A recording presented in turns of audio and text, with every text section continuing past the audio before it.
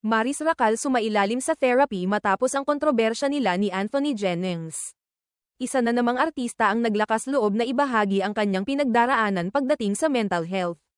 Sa pinakabagong episode ng vlog ni Karen Davila nitong Huwebes, ika-4 ng Hulyo. Inamin ng aktres at singer na si Maris Racal na dumaan siya sa isang napakahirap na yugto ng kanyang buhay kung saan halos gusto na niyang bitawan ang kanyang karera sa mundo ng showbiz. Hindi naging madali para kay Maris ang desisyong ito, ngunit aniya, ito ay dulot ng matinding anxiety na matagal na niyang kinikimkim.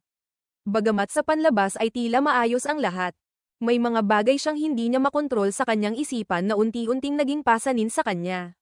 Maybe at that time, I was really driven by anxiety, even though things were okay. So my choices when I look back, kwento ng aktres habang sinisikap na maging tapat at bukas sa kanyang karanasan. Dagdag niya, kung babalikan daw niya ang mga desisyong ginawa niya noon. Marahil sasabihan niya ang kanyang sarili ng, so, I guess I would also say that relax, Maris. Relax, breathe, breathe. Everything will be fine if you just breathe.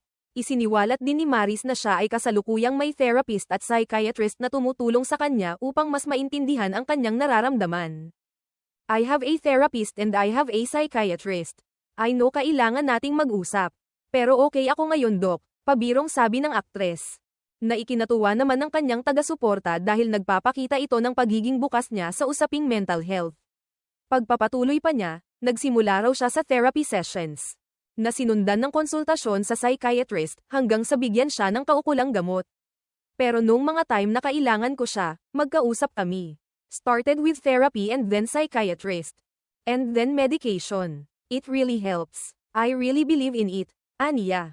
Hindi lingid sa publiko na naging sentro si Maris ng ilang kontrobersya sa showbiz bago matapos ang taong 2024. Isa sa mga isyong kinasangkutan niya ay ang di umano'y pagkakaugnay niya sa paghihiwalay ng aktor na si Anthony Jennings at ang dating nobya nitong hindi taga-showbiz. Bagamat naging mainit ang usapin, humarap si Maris sa publiko at buong kababang loob na humingi ng paumanhin sa mga taong naapektuhan. Ayon sa mga taga-subaybay ng aktres, mas lalong nakita nila ang kanyang pagiging totoo at matatag sa kabila ng lahat ng pagsubok na kanyang pinagdaanan. Sa kabila ng mga intriga at pressure sa industriya ng showbiz, patuloy na pinipili ni Maris ang kanyang kapakanan at mental na kalusugan, bagay na dapat tularan ng marami.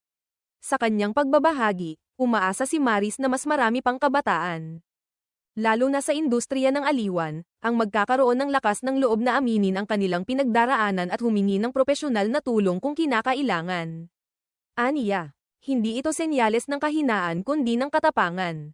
Dati akala ko kapag humingi ka ng tulong, mahina ka. Pero hindi pala. Lakas pala yun. Lakas na harapin mo ang sarili mo at sabihin mong kailangan mo ng tulong, pagtatapos niya.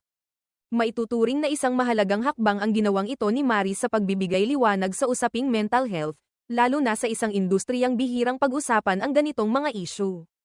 Sa kanyang katapatan at pagiging bukas, tiyak na marami ang na-inspire at natulungan ng kanyang kwento.